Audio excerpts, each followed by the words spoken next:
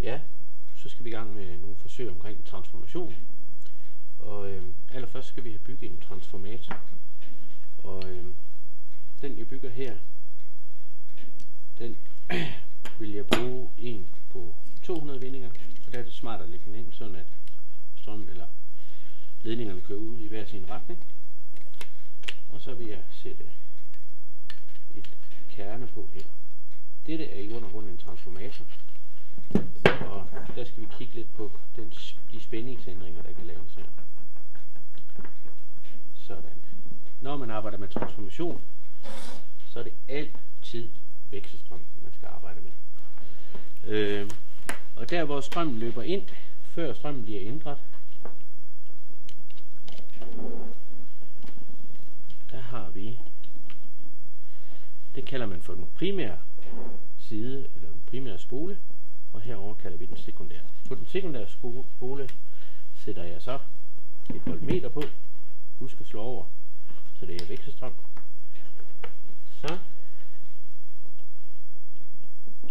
Så prøver jeg at tænde.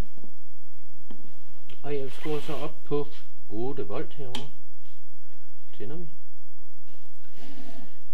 Se, nu står der 8 volt her. Og herover der står der 3,5 volt. I teorien burde der stå 4 volt.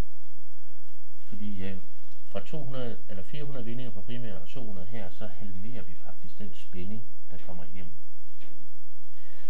Det næste vi gør, det er at vi prøver at skifte den primære spole her ud med en 1600 vindinger. Man behøver altså ikke slukke for strømmen imens. Sådan. Kan vi stadigvæk skrue lige lidt op. Der. 8. Og så kan vi se, nu kan vi næsten ikke se hvad det er. Så tager vi den lige en ned. Se, nu har vi 1 volt, 2 volt, 3 volt her. Så nu viser den faktisk 0,7 volt cirka. I teorien, der burde den være 8 gange mindre, det vil sige, den burde vise 1 volt derovre. Men det gør den ikke helt. Og det gør den ikke, fordi der er lidt tab i systemet. Det vi så gør nu igen, det er at vi skifter den sekundære spole, altså den her over, ud med en 400, for at se hvad der så sker. Sådan. Godt ned. Den her 8 volt, 1600 divideret med 400, det giver 4. Så burde den være 4 gange så lav i spænding. 8 divideret med 4, det giver 2. Så den skulle have vist 2 volt her. Men igen, der er noget tab, hver gang man laver energi om. Vi laver jo elektrisk energi til bevægelsesenergi, de små magneter, som igen bliver lavet om til elektrisk energi. Og hver gang man laver energiformerne om, så er der et tab.